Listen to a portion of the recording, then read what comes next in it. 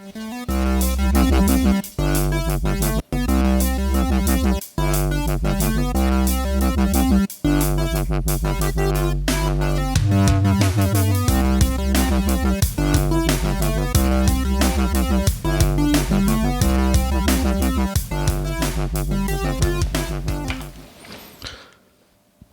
everybody, welcome to another episode of the LitRPG Podcast. I'm Ramon Mejia.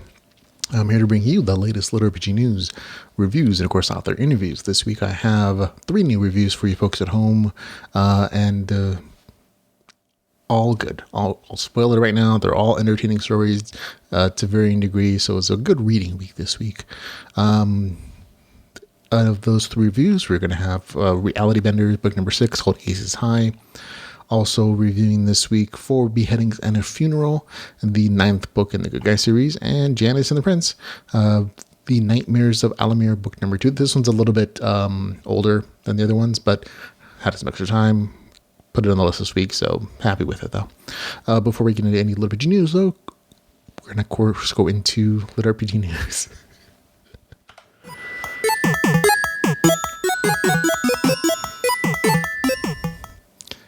And yes, I heard myself when I said that. I was like, oh, wait, news. No, never mind. Okay. There's not a lot of LitRPG news this week.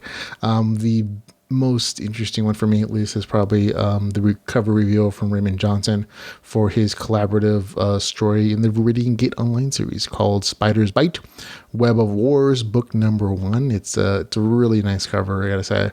But the folks who've been doing the Viridian Gate cover art have been doing great stuff in general. This we don't have too much information on it. I remember reading a short story written by Raymond Johnson, who is of course also, full disclosure, the host of the LitRPG Podcast, which we produce. He wrote a short story with the spider in it, and I'm assuming that this is a larger version of that particular short story with some extra characters to fill out a fully fleshed novel. And I personally thought that was a great short story, and I'm happy to see that it's been picked up by Shadow Alley Press. It's people who make for Reading Gate Online and which of those books there, and made this into a side story. So I'm hoping it's turning out really well. I enjoyed it, and hope you take the time to read it when it does come out. When it's going to come out, we don't know. There's not much more information than that. Then this is a really pretty cover. So there you go. On to stuff that is out now, stuff that came out this week. Haven't had a chance to read it. That's going to include King's League, an epic LitRPG adventure. Also, Frog of War, Underworld Rising, book number 2. As is Silver Spear Rise to Omniscience, book number 6, which is out now for you to enjoy. And True Smithing, a crafting LitRPG series. So all good stories coming out now. In LitRPG audiobooks, we have quite a few releases as well, including Irrelevant Jack 2, A Snake's Life, also produced by Shadow Alley Press. Also, Umbra, Haglor's Horde, which I have never read. So it says it's a LitRPG story. Also out, though, is Dark World Transformation, book number, which was interesting. It's a Russian translation story. And there we go. And also Reborn Apocalypse, book number 2. And Slime Girl. I think I already talked about King's League. That's right. King's League came out as an audiobook as well as an ebook this week. So they synchronized the releases, so good for them. Slime Girl's out as an audiobook, as is Grim Beginnings, the Ashen Plain, book number 1. So all kinds of good stuff for you to enjoy. On to upcoming LitRPG. We just read off a bunch of stuff that's coming out in the near future. Feel free to skip ahead or just listen, because we have new stuff here for you to plan your reading schedule with. That's going to include it says J.L. Rathwig, written White Soul. White Soul, a cultivation martial arts LitRPG epic fantasy adventure, will be out on June the 14th. On June the 13th, it'll be The System, Multiverse, book number 1. On the 14th of June, it'll be also Glitch World. June the 15th, The Alchemist, book number 2. Really enjoyed book number 1. June the 16th, it'll be Mythrune Online, book number 1. June 17th, the 4th book in the Dungeon Crafting series by Jonathan Brooks. June the 19th, Rise, Last Chance by Katie Hanna. I double checked with her to make sure this was actually LitRPG. She describes it as light LitRPG or GameLit, because there's no actual stats, but there are other types of quantifiable progression system, including skills, skills, ranks, powers, and there's an increase in those power systems. So feel free to go grab it as pre-order or go purchase it when it comes out available. It's not that long for now, June the 19th again. Also out on June the 19th, it'll be Etheria Online Book Number 1. Etheria. On June the 23rd, it'll be Harbinger, Nova Online Book Number 3. June the 23rd, The Dungeon Alaria, Book Number 2. June the 26th, Summer Friction, the third book in the Space Season series. June the 30th, Skyroam's Online Book Number 4. June the 30th will be The League of Losers, written by Michael Antonoff, who actually wrote another short review in the show today. And it's a Russian translation. June the 30th will be Sovereign Rising, the third book in the God's Game series, volume number 3. On June the 30th will be The Boneless Dungeon Rebirth by Devin Ospelin. On July the 1st, it'll be Stars Asunder, book number 9. July the 1st, it'll be Reincarnation, Last Born of Kid Arth. July the 1st doesn't seem to the list, and the author is just giving us the cover art and told us that he plans to release it. It's going to be called Battleborn, written by the highly popular, really enjoyable writing of Dave Wilmarth. So that'll be out on July the 1st. Really nice cover. On July the 7th, it'll be Project Chrysalis, book number 6. July the 8th, it'll be Project Stellar, book number 2. July the 9th, Legends Online, book number 6. July the 14th, Life in Exile, book number 2. July the 14th, The Alchemist, book number 3. Eternal Online, book number 2 will be out on July the 28th. July the 31st, it'll be book 1 of the Vindication 2.0 series. August the 4th, The World of the Undead Force, book number 1, called Hidden Paladin.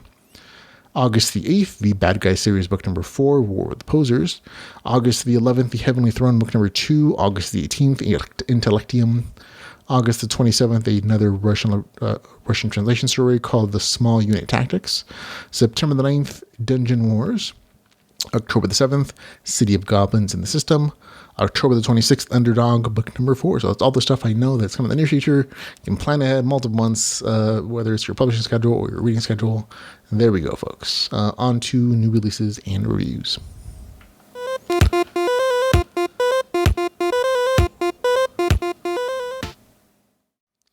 On to our first review of the week is going to be Michael Antonoff's Reality Bender series, book number 6, called Aces High. Man, it's already 6 books in this series. They all go by so quickly. It is 437 pages, $6.99, not available on Kindle Unlimited as of this particular recording. Here is the author's description.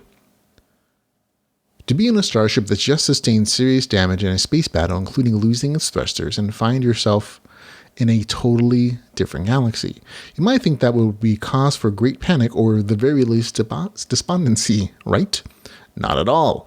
Nat maintains optimism, gradually gets his space frigate back into working order, and even finds upsides to what happened. On top of that, there's a never a dull moment, both in the virtual game and the world. Nat finds himself at the very epicenter of the great spacefaring race's interest, though he does not understand why they're paying him such close attention. And add to that the fact that humanity's Gecko citizens are also in a tight spot, demanding all their vassals into a military draft and send their assembled forces out to fight a distant space war. Will Nat be able to play his part in the complicated diplomatic party with the future of the entire human race at stake? Find out in Book 6 of Reality Benders. There you go. Full disclosure, I received advance copy for review. I purchased a copy when it became available. That's right. I bought this thing. That's because I enjoyed it. This is an entertaining slice-of-life space adventure series. There is some plot progression, but there's more smaller, interesting mini adventures with lots of setup for what's going to happen in future books.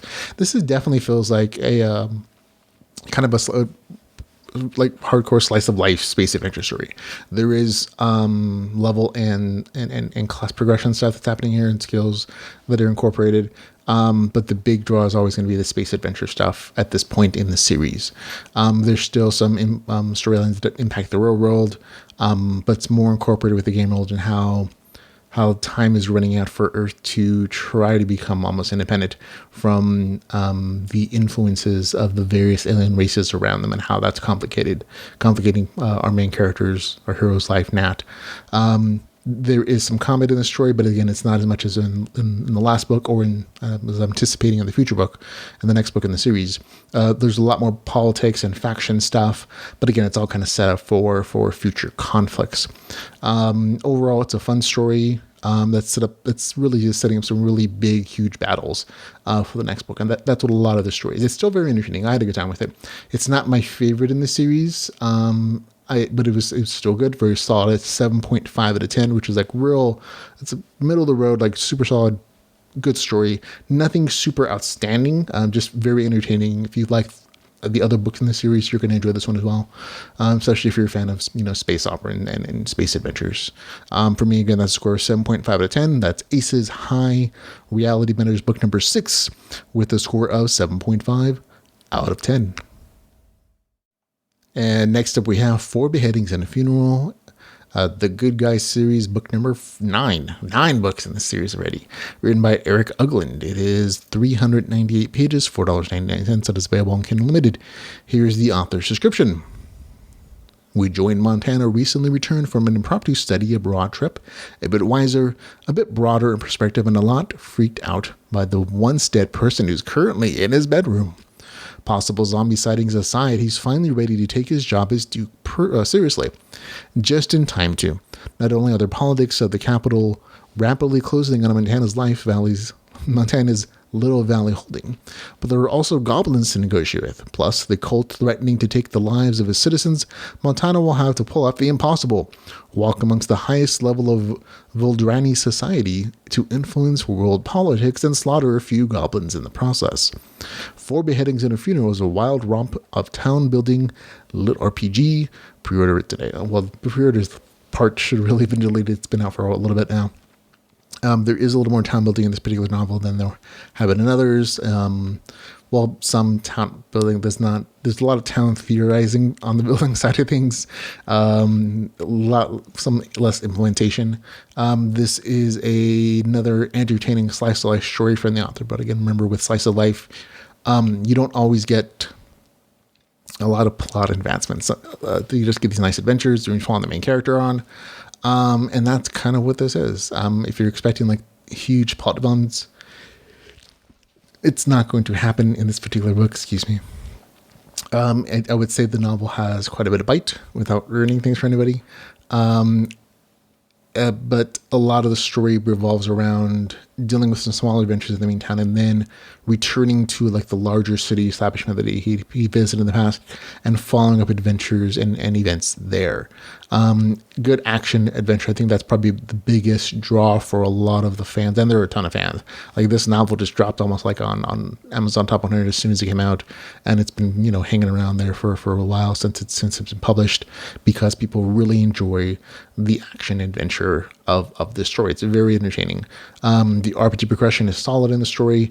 The main character does gain multiple levels, although there is a change I noticed in the game mechanics. Instead of just giving him more stats, which honestly hasn't really impacted him for a while now, there's a change, there's a shift in those.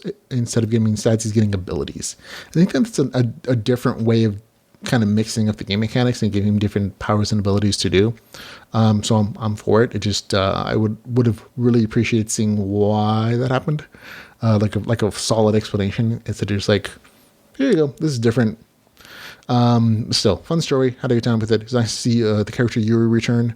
He was a character in the last book, and I wasn't sure where that character was going to go with the series. And here you go, it pops in again. Totally makes sense in the context of the monster hunting that occurs in the story. So good stuff.